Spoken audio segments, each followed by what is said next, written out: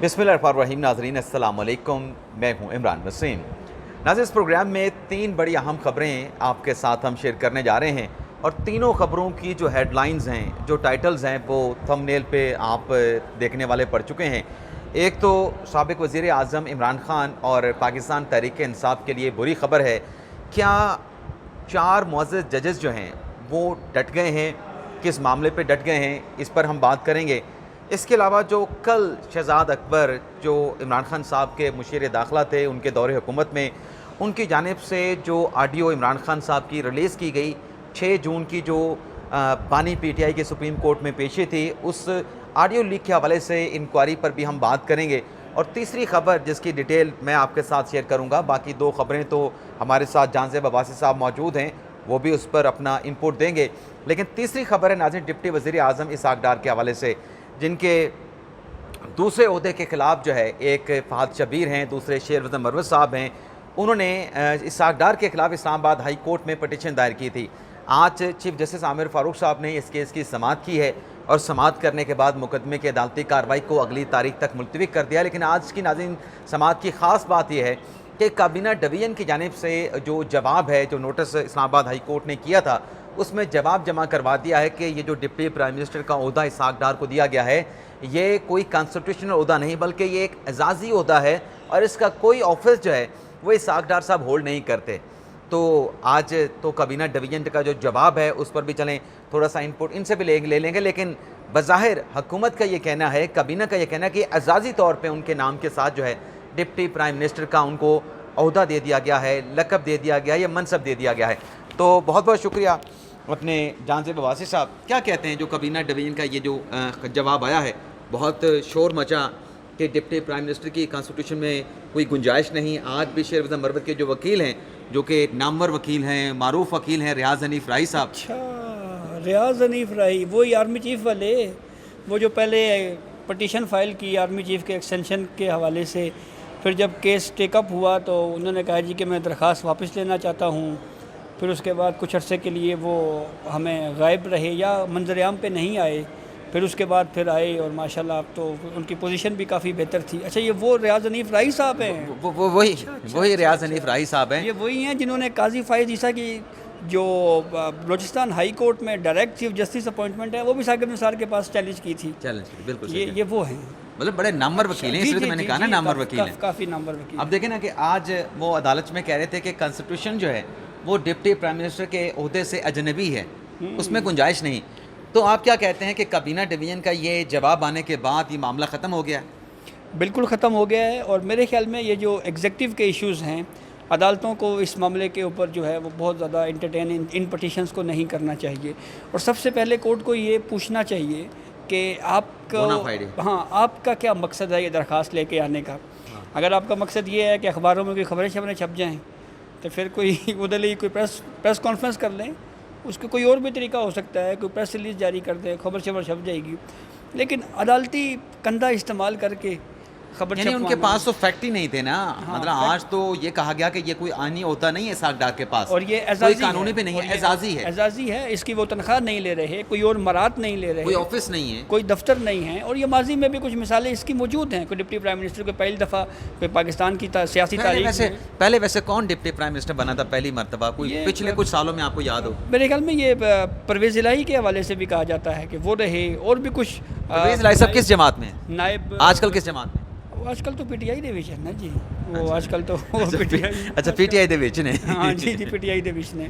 तो ये मेरे ख्याल में कोई देखे ना, या तो ये हो कि कोई आप ये कहें कि यार इस ओहदे की वजह से कोई बजट के ऊपर या जो पब्लिक एक्सचेकर है उसकी जेबों के ऊपर बोझ पड़ रहा है, कोई उनको नुकसान हो रहा है, कोई कौमी ख़जाने को तरीके का वैसे लक़ब होना है। मिसाल के तौर पे जैसे हमारे वो क्रिकेटर जैसे होते हैं, सर डॉन ब्रैडमैन, उनके नाम के साथ सर लगा दिया, sir Garry Sobers, sir Garry Botham, अपना एन बोथम, तो उसी तरह का ये ऑनरेरी मतलब जी, ये एजाज़ी है। और उसमें जैसे बिल्कुल कैबिनेट ने ठीक कहा है कि इसकी कोई कौमी ख़जाने के ऊपर इसका बोझ नहीं है। तो जब ये चीज़ क्लियर है तो फिर मेरे ख्याल में कोर्ट को उनसे ये पूछना चाहिए कि अब आप बताएं जी, आपका असल मकसद क्या है, आप एक अपॉइंटमेंट क्यों चैलेंज कर रहे हैं, इसकी क्या रीज़निंग है? जो कि अपॉइंटमेंट है ही नहीं, वो एक एजाज़ी तौर के ऊपर इनको एक ओहदा दिया गया है।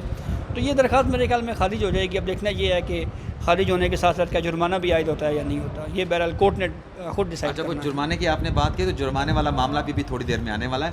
अच्छा। पहले इस पे बात करें कि ये जो कल शहजाद अकबर साहब ये ऑडियो लेके आए सुप्रीम कोर्ट की, इमरान खान साहब की पेशी, मंदोखेल साहब, अतर मिनल्ला साहब, काजी फायसा साहब, अमीनुद्दीन खान साहब सवालात पूछ रहे हैं, ऑब्जर्वेशन दे रहे हैं, इमरान खान साहब बात कर रहे हैं। उस पर एक साफ़ी एंकर ने कहा कि इस पे कोई इंक्वायरी बैठ गई है और 3 रुकनी कमेटी जो है वो रजिस्ट्रार ने बना दी है। तो आपके पास क्या मालूमात हैं, क्या इंक्वायरी हो रही है मेरे पास और ये सारा मामला आपको लगता क्या है? मेरे पास तो मालूमात ये है कि ये इंक्वायरी वाला कोई चक्कर नहीं है, ना इंक्वायरी हो रही है और ना इंक्वायरी होगी।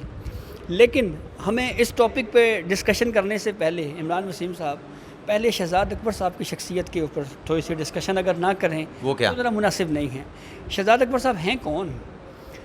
शहजाद अकबर पीटीआई की हुकूमत में एसिड रिकवरी यूनिट के चेयरमैन थे, और ये वही एसिड रिकवरी यूनिट है जिसने काजी फ़ैज़ ईसा और उनके अहले खाना के वो खुफिया टैक्स डॉक्यूमेंट्स जिस पे पाबंदी है कि वो नहीं उनको छेड़ा जा सकता, वो इन्वेस्टिगेशन करते रहे और कहीं मिल मिलाप रहा उसके बाद, और फिर ये वही शहजाद अच्छा, अकबर वैसे साहब। अजीब इत्तेफाक है आपकी बात, अभी आपने जिक्र किया कि एक तरफ तो आपने कहा कि वो अपने जनाब मारूफ वकील, हमने जिक्र किया कि रियाज हनीफ राही साहब, जी जी जी उन्होंने काजी साहब की बरतरफी के लिए जी, जी। दरख्वास्त दायर की साकिब निसार साहब ने के दौर में, और फिर दूसरी तरफ शहजाद अकबर साहब जिन्होंने रेफरेंस दायर किया काजी फाइसा के खिलाफ कि इनको बरतरफ किया जाए। ये एक को इंसिडेंट हुआ है वैसे। इसे कहते हैं हसीन हुस्न इत्तेफाक। ठीक, तो एक तो ये बड़ा ही अजीब किस्म का, या हसीन तो खैर नहीं कहेंगे, ये हुस्न अजीब तो इत्तेफाक, कह सकते जी अजीब हुस्न इत्तेफाक है। दूसरा, आपको याद होगा जब एक आइनी प्रोसेस के तहत इमरान खान को अदम एतमाद की तहरीक से पार्लियामेंट से बाहर किया गया, जब हटाया गया तो शहजाद अकबर साहब का नाम था नो फ्लाई लिस्ट में। वो इस्लामाबाद हाई कोर्ट चले गए, क्या मेरा ना कटो जी, और फिर वो कहेंगे जी फिर तूने कह दिया कटो जी। अच्छा, अब आप मुझे बताएं कि वो जो इस्लामाबाद हाई कोर्ट ने शहजाद अकबर साहब का जो नाम निकाला था वो कौन सा बेंच था? मैं भूल गया हूँ, मुझे उससे याद नहीं आ रहा। मैं कहा अतर मिनल्ला साहब थे, अतर मिनल्ला साहब थे। पता नहीं, मुझे जहन में नहीं है। मेरा भी अंदाज़ा है, मैं अंदाज़ा से बता रहा हूँ कि शायद अच्छा, अतर मिनल्ला चलिए, वो साहब। उस पे आते हैं। मैं कहा 2 गए थे अपने साथ में, शहबाज गिल साहब भी थे और शहजाद अकबर साहब भी थे, दोनों को बाहर जाने की इजाज़त दे दी गई थी। जी जी जी, तो वो खैर वो बाहर चले गए। ये थोड़ा सा बैकग्राउंड है, मतलब वो शहजाद अकबर साहब हैं कौन। अच्छा जी, अब ज़रा आते हैं वो ऑडियो के ऊपर। एक तो शहजाद अकबर साहब ने ये कहा है कि उस मर्द मुजाहिद का शुक्रिया जिस मर्द मुजाहिद ने हम तक ये चीज़ पहुंचाई। मर्दे या मुर्दे? नहीं, मर्द मुजाहिद, मर्द मुजाहिद। अब ये पता नहीं ये मर्द मुजाहिद केड़ा है, ये पीटीआई वालों का है कोई या कोई और है? सुप्रीम कोर्ट के अंदर का कोई बंदा है? अच्छा, सुप्रीम कोर्ट के अंदर के हवाले से उन्होंने एक गलत बयानी का झूठ बोला। वो क्या? वो ये कहते हैं जी कि जिस बंदे ने इमरान खान की इससे गुज़िश्ता हेयरिंग के ऊपर तस्वीर बनाई थी, उस बंदे के ऊपर बड़ी मुश्किलात आई हैं और उसको निकाल दिया गया है। लॉ क्लर्क था और उसको उस बेचारे की नौकरी चली गई है। अब ये, और वैसे इम्कान यही था लेकिन कुछ भी नहीं हुआ। वो हम रोज़ उसको देखते हैं, वो रोज़ सुप्रीम कोर्ट में आते हैं और वो होता है। अच्छा, एक चीज़ जो मैंने इस ऑडियो को देखा है, जो स्टार्ट का जो पोर्शन है वो सारा इस ऑडियो से मिस है। मसलन इमरान खान को, हाँ, इमरान खान को तकरीबन 30 से 35 मिनट दिए गए थे, 32-35 मिनट आप कह सकते हैं। ये 16 मिनट का क्लिप है। फिर उसके बाद इसमें यह भी देखा कि ये जो ऑडियो स्टार्ट हो रही है इसमें कहीं ना कहीं मुझे फोकस जस्टिस जमाल खान मंदोखेल साहब लग रहे हैं। तो मुझे पता नहीं क्यों ये फीलिंग आई है कि शायद इस ऑडियो के ज़रिए जस्टिस जमाल खान मंदोखेल साहब के ख़िलाफ़ पीटीआई जो है कोई कैंपेन चलाएगी, या कहीं ना कहीं उस मामले को सियासी मकासद के लिए इस्तेमाल किया जाएगा। और फिर इस 16 मिनट के क्लिप में जिस तरह की और सियासी मकासद के हवाले से जो बातें इमरान खान करते रहे और जजेस रोकते रहे, वो चीज़ें इसमें बहुत सारी मिस हैं। और फिर सबसे अहम बात इस मामले में ये है कि मेरी राय में ये सुप्रीम कोर्ट के 4 रुकनी बेंच के जो अदालती फ़ैसला है, शहजाद अकबर ने उसकी खिलाफ वर्जी की है और उस अदालती फ़ैसले को हवा में उड़ा दिया। इसकी रीज़न बसादा सी है, खैबर पख्तूनख्वा हुकूमत आई कि इस अदालती कार्रवाई की बराह रास्त नशरियात दिखाई जाए। नहीं, उससे पहले तो इंतजार पंजोता साहब के सामने ठहरे थे नीचे, उनका जिक्र करना रह गया ना। कौम से खिताब वाली नहीं, बात। पंजोता थे, इंतजार पंजोता साहब जी थे। जी जी जी जी, तो उन्होंने यहाँ पे कह दिया जी कि वो इमरान खान जो है ना वो कौम से खिताब करेंगे। वो किसी ने कहा भाई ये सुप्रीम कोर्ट है कि जलसा है कोई, यहाँ सर पे वो तो मकसद जलसा यही हो। था ना जहां से अब्बासी साहब वो कोर्ट्स को हाँ, कोर्ट को एड्रेस करने नहीं आ रहे थे। मकसद उनका सियासत करना मकसद था। ये था कि खान साहब को स्पीच करें, जी, वो जी, लाइव दिखाई जाए, टीवी पे चले, और और जो पीटीआई का सौदा बिके। और जो उसके लिए कोर्ट है वो सुप्रीम कोर्ट का इस्तेमाल हो। सुप्रीम कोर्ट का कंधा जो है एक सियासी बयानी के लिए इस्तेमाल हो। इस्तेमाल। अच्छा जी, वो दरख्वास्त आई तो उस पर जस्टिस अतर साहब ने कहा जी कि नहीं जी नहीं, या तो ये लाइव प्रोसीडिंग होनी चाहिए। लेकिन 4 जजेस की अक्सरियत ने कहा नहीं, इमरान खान सियासी मकासद के लिए इस अदालती कार्रवाई को इस्तेमाल करना चाहता है। और वो बिल्कुल दुरुस्त राय निकली चीफ जस्टिस काजी फ़ाइज़ ईसा की, जस्टिस अमीनुद्दीन की, जस्टिस जमाल खान मंदोखेल की और जस्टिस मोहम्मद अली मज़हर की, हसन नजर रिजवी की। सॉरी हसन नज़र रिजवी। बिल्कुल दुरुस्त उनका ये व्यू निकला। आप देखें, पहले पॉलिटिकल मकासद के लिए इस्तेमाल किया गया, तस्वीर आई, उस पर बयानिया बना, फिर उसके बाद दूसरी प्रोसीडिंग, उस पर फिर सियासत की गई, फैसले पे इस पे सियासत की गई। इसके ऊपर सियासत की गई। फिर उसके बाद जो प्रोसीडिंग ख़त्म हुई उसके ऊपर सियासी बयानिया बनाया। और बाकायदा मैंने खुद देखा है पाकिस्तान तहरीक इंसाफ के जो बीट रिपोर्टर्स हैं, जो पीटीआई को कवर करने वाले, जो हमारे पॉलिटिकल रिपोर्टर हैं, उनको पीटीआई जो खबरें देती है, आपको पता है उसमें क्या लिखा होता है? क्या? उसमें ये लिखा होता है जी कि इमरान खान जो है वो तमाम स्टेक होल्डर से संजीदा मुज़ाकरात के लिए तैयार हैं। और फिर वो सारी बातें करके सिर्फ एक जुमला आखिर में कहते हैं कि वाज़ेह रहे कि सुप्रीम कोर्ट ने कहा था जी कि आप सियासतदानों से बात करें। यहाँ पे भी सुप्रीम कोर्ट को सियासी मकासद के लिए पीटीआई ने इस्तेमाल किया। और अब फिर इस ऑडियो की बुनियाद के ऊपर भी एक मरतबा फिर सियासत हो रही है। और सुप्रीम कोर्ट के 4 जजों ने क्लियर कहा था कि ये इसकी प्रोसीडिंग लाइव नहीं हो सकती। तो जब सुप्रीम कोर्ट ने किसी पे पाबंदी लगाई है तो उसी केस की ऑडियो को रिकॉर्ड करना और इसको इस तरह से पब्लिक कर देना, ये अदालती अहकामात की मेरे ख्याल में खुली खिलाफ वर्जी है। जानदेव साहब, आपकी बातों से एक सवाल निकला जो आपने कहा कि इमरान खान साहब ने कहा कि मैं स्टेक होल्डर के साथ, संजीदा स्टेक होल्डर के साथ बातचीत करने के लिए तैयार हूँ। तो मेरे जहन में सवाल ये आया था कि इमरान खान साहब खुद कितने संजीदा हैं। सवाल तो उनकी संजीदगी पे हमेशा उठता है कि क्या वो मुज़ाकरात वाकई करना ही चाहते हैं या नहीं करना चाहते, या सिर्फ वो कहते हैं ना कि लोगों को इंगेज करते रहना, स्टेक होल्डर्स को, सियासी जमातों को, इदारों को और मुख्तलिफ फोरम का इस्तेमाल करना और अपनी सियासत और अपना सियासी बयानिया चमकाना। ये तो फिर पीटीआई के बारे में कहा जाता है कि वो संजीदा नहीं होते, वो संजीदा मामलात पे सियासत करते हैं। बिल्कुल दुरुस्त है, वो संजीदा मसले पे ना सिर्फ सियासत कर रहे हैं बल्कि कल मैं गया था मौलाना फजलुर रहमान साहब के प्रेस कॉन्फ्रेंस कवर करने। तो वहाँ पे मैंने ये सवाल मौलाना फजलुर रहमान साहब से पूछा।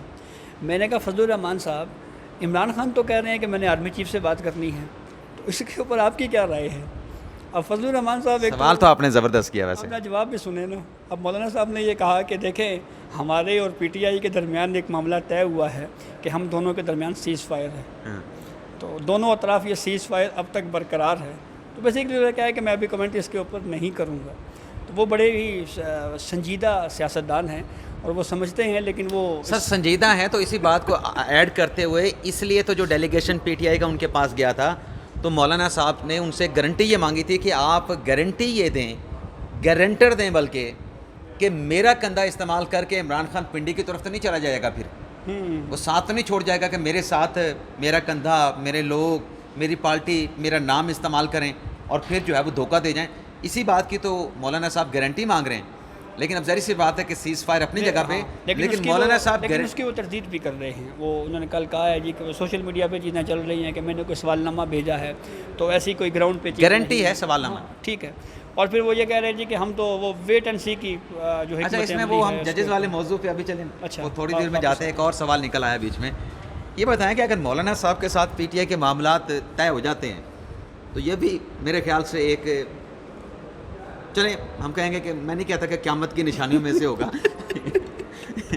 मैं नहीं कहना, मैं मुनासिब नहीं लगता ना, मैं और कोई लफ्ज़ मेरे जहन में नहीं आ रहे थे, लेकिन चलें अगर हो जाता है तो ड्राइविंग सीट पे कौन होगा? पीटीआई होगी, मौलाना साहब होंगे या चकजई साहब होंगे? कड़मस पड़ जाएगा, क्योंकि पीटीएम में तो फिर ड्राइविंग सीट पे मौलाना साहब थे, यहाँ पे कड़मस पड़ जाएगा। अच्छा, कड़मस। अच्छा, और कड़मस क्या होता है? हाँ, कड़मस मतलब गुथम गुथा। अच्छा। आपस की लड़ाइयाँ और आपस की चीज़ें। और जो आपने कहा ना जी कि क़यामत की निशानियाँ, तो क़यामत की एक निशानी ये भी है कि इमरान खान कह रहा है कि मैं एंटी एस्टेब्लिशमेंट, तो मेरे ख्याल में इसको भी उन निशानियों में से एक निशानी के तौर के ऊपर, अगर हम मुहावरे के तौर के ऊपर इसको इस्तेमाल कर रहे हैं तो हमें करना चाहिए। तो देखें, इमरान खान का एक इशू जो मैं समझा हूँ ना, हर तरफ कहीं ना कहीं लैक ऑफ ट्रस्ट है। कोई भी शख्स उनके ऊपर मुकम्मल एतमाद करने के हक़ में नहीं है, और कहीं ना कहीं सबको ये फील किसी न किसी स्टेज के ऊपर होता है कि यार किसी न किसी स्टेज के ऊपर इन्होंने हमें डॉच कर जाना है। यही मिसट्रस्ट ना सिर्फ मौलाना फजलुर रहमान फील कर रहे हैं, बल्कि उसके साथ साथ जो दीगर पॉलिटिकल पार्टीज़ हैं, जो इवन पीटीआई के अपने अंदर लोग हैं। मिसाल के तौर पे मेरी एक बहुत अच्छे जर्नलिस्ट से बात हुई जो खैबर पख्तूनख्वा की हुकूमत को बहुत ज़्यादा, या उस खैबर पख्तूनख्वा की सियासत को बड़ा समझते हैं। उन्होंने मुझे एक बड़ी अजीब बात बताई। वो ये कहते हैं कि मुझे किसी ने कहा है कि अली अमीन गंडापुर साहब की ये राय है कि इमरान खान जेल से आया तो मैं वज़ीर आला खैबर पख्तूनख्वा नहीं रहूँगा।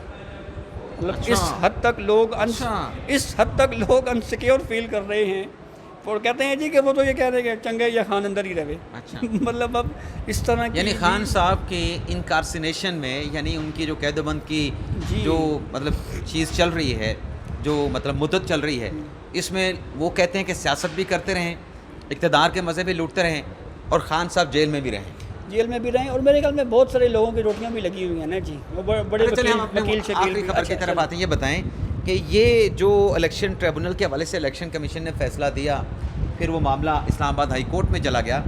ये जो फैसला इलेक्शन कमीशन का नून लीग के 3 रहनुमाओं की दरखास्तों पे, तारिक फजल चौधरी हो गए, अंजम अकील खान हो गए, राजा खुरम नवाज़ हो गए, ये फैसला मैंने आज पढ़ा है, आपने भी रात पढ़ा है। इस फैसले में तो बज़ाहिर ऐसा लगता है कि ख़तरे की घंटी जो सोशल मीडिया पे हमारे बहुत सारे साथी एक तासुर देते हैं कि ये नून लीग के लोग फारिग हो जाएंगे, ये नून लीग के जो एमएनएज़ हैं, तारिक फजल चौधरी, अंजम अकील खान, राजा खुरम नवाज़, उनके लिए ख़तरे की घंटी है। लेकिन ये जो ऑर्डर है उसमें जो फैक्ट लिखे गए हैं, किसकी बात कर रहा हूँ, जो फैक्ट लिखे गए हैं, जो हक़ाइक़ लिखे गए हैं, ये तो पीटीआई के उम्मीदवारों के लिए ख़तरे की घंटी है। तो बज़ाहिर तो जज साहब ने, जो इलेक्शन कमीशन का जो बेंच था, इलेक्शन कमिश्नर साहब थे, बाकी जो 3 जजेस उनके साथ थे, ज़ाहिर सी बात है कि अगर इलेक्शन कमीशन अदालत लगा के बैठा है तो उस केस को सुनने वाले जो वहाँ पे लोग हैं, चीफ इलेक्शन कमिश्नर हैं या मेम्बरान है, वो जजेस हैं, उसको बेंच कहा जाएगा, उसे बेंच कहा जाएगा। तो वो तो उन फैक्ट के ऊपर तो डट गए हैं। वो फैक्ट क्या है बताएं ना ज़रा, और कानून क्या कहता है उन फैक्ट के हवाले से। देखें, एक जो सबसे बड़ा फैक्ट इसमें ये बयान किया गया है कि अंजुम वकील खान, राजा खुरम नवाज़ और तारिक फजल चौधरी, इनके ख़िलाफ़ जो पीटीआई के या जो दीगर पॉलिटिकल पार्टीज़ ने एतराज़ात लगाए कि ये लोग दुरुस्त प्रोसेस के तहत नहीं जीते।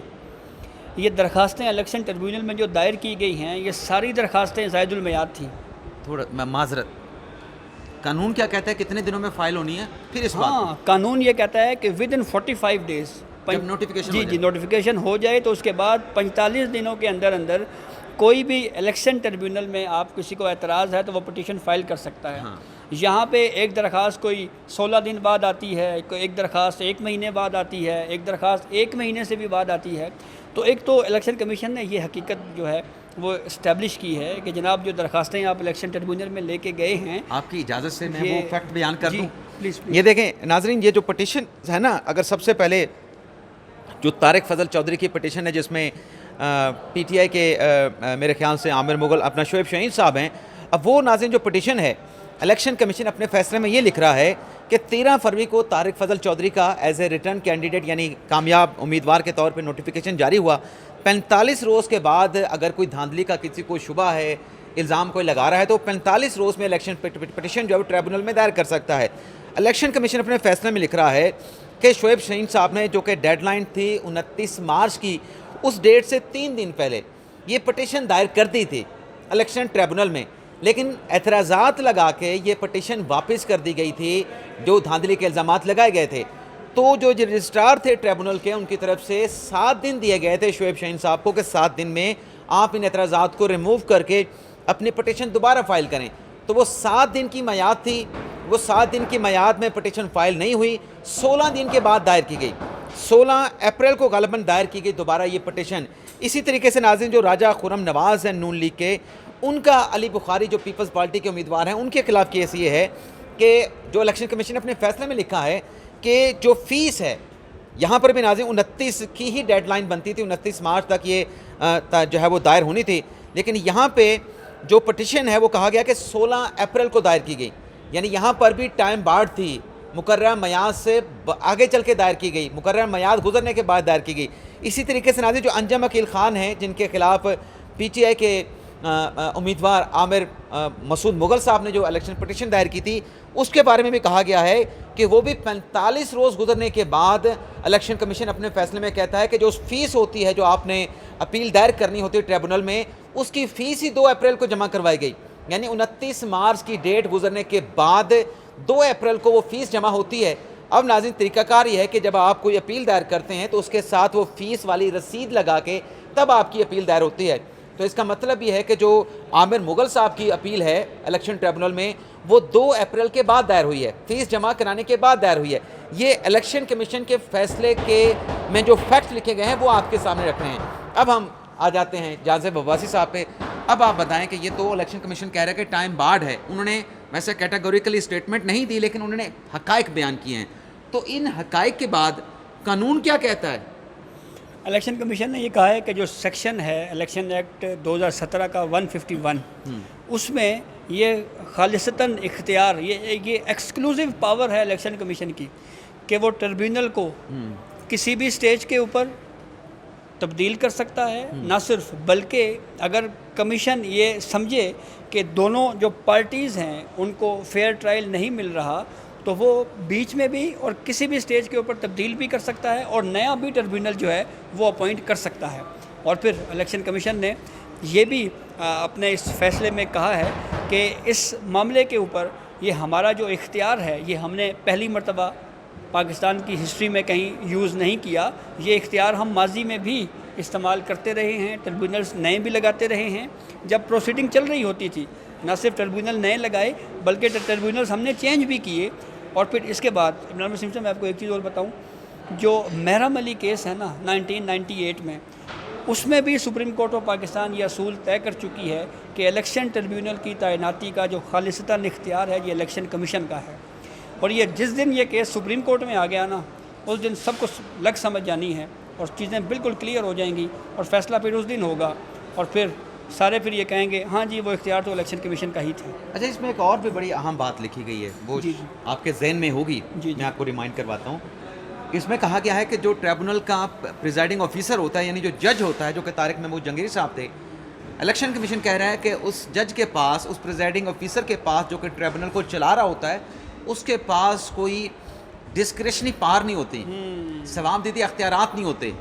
और अगर किसी जगह पे ऑब्जेक्शंस आ गए हैं और पटिशन जो हैं वो टाइम बार्ड हैं, तो ये एक ऐसा एतराज़ है जो जिसका मदावा नहीं हो सकता, जिसकी कोई और आपने वो पटिशन जो है वो फिर सरे दस्त मुस्तरद कर देनी है अगर वो मुकर्रर मियाद के बाद नहीं दायर की गई। इस हवाले से भी कुछ कानून के सेक्शंस का हवाला दिया गया है। जी, वो मुतलका कानून का सेक्शंस का हवाला दिया गया है और ये कहा गया है कि इस बेसिकली इलेक्शन कमीशन ये कह रहा है कि जो इलेक्शन ट्रिब्यूनल में जब ये टाइम बार्ड का इशू था तो इसको ऐसे नज़रअंदाज नहीं किया जा सकता था। और इस मामले के ऊपर जो है वो इलेक्शन कमीशन जो है वो इलेक्शन ट्रिब्यूनल वो इसको बिल्कुल आंखें बंद नहीं कर सकता इस इशू को। और एक और इन तीनों फैसलों में एक और अहम बात ये है कि इलेक्शन कमीशन ने अपने जो फैसला है उसमें ये भी कहा है कि इलेक्शन ट्रिब्यूनल ने इलेक्शन कमीशन को फरीक बनाए बगैर उससे रिकॉर्ड मांगा। और इलेक्शन कमीशन जो है उससे रिकॉर्ड इसलिए नहीं मांगा जा सकता, नंबर एक, इलेक्शन कमीशन इलेक्शन ट्रिब्यूनल में फरीक नहीं है। और फिर दूसरी बात ये की गई कि जो रिकॉर्ड का कस्टोडियन है वो आरओ होता है, इलेक्शन कमीशन नहीं होता। तो ये वो रीजनिंग है जो इलेक्शन कमीशन ने अपने फैसले में बयान की है। तो अब देखें इस्लामाबाद हाई कोर्ट इस मामले पे क्या करती है। आप एक्सप्रेस न्यूज़ में होते हैं और एक्सप्रेस न्यूज़ का है कि हर खबर पे नज़र, हर खबर पे नज़र। तो मैं इसलिए आपको छोड़ के गया, पूछे नहीं मैं क्यों छोड़ के गया। आप क्यों छोड़ के गए और कहाँ चातियाँ मार रहे थे आप? चातियाँ मैं ये मार रहा था कि जब मैं यहाँ पे ठहरा तो इलेक्शन कमीशन के जो डीजी लॉ हैं वो पहुँचे हैं। अच्छा। तो कल वो हाई कोर्ट में समात हुए तो मेरे जहन में फौरी तौर पे आया कि कहीं उस फैसले के खिलाफ सुप्रीम कोर्ट नहीं आ रहे। आप भी जिक्र कर रहे, तो मैंने कहा मैं देख लूँ वो जाते किस तरफ हैं। सही। तो अब हम प्रोग्राम का इख्तिताम करते हैं और अरशद साहब के पीछे लगते हैं या उन पे चढ़ते हैं कि वो क्या करने के लिए आए हैं। चढ़ाई करते हैं उन पे, मतलब पीछे पीछे चलते हैं? नहीं, मेरे ख्याल में उनसे जाके बात करते हैं, ये ज़्यादा बेहतर है। चलें उनसे जाके बात करते हैं, हो सकता है कोई ख़बर निकल आए इसी मामले के हवाले से जो अभी हमने आपके साथ डिस्कस किया। इजाज़त चाहते हैं नाज़रीन, अल्लाह हाफ़िज़।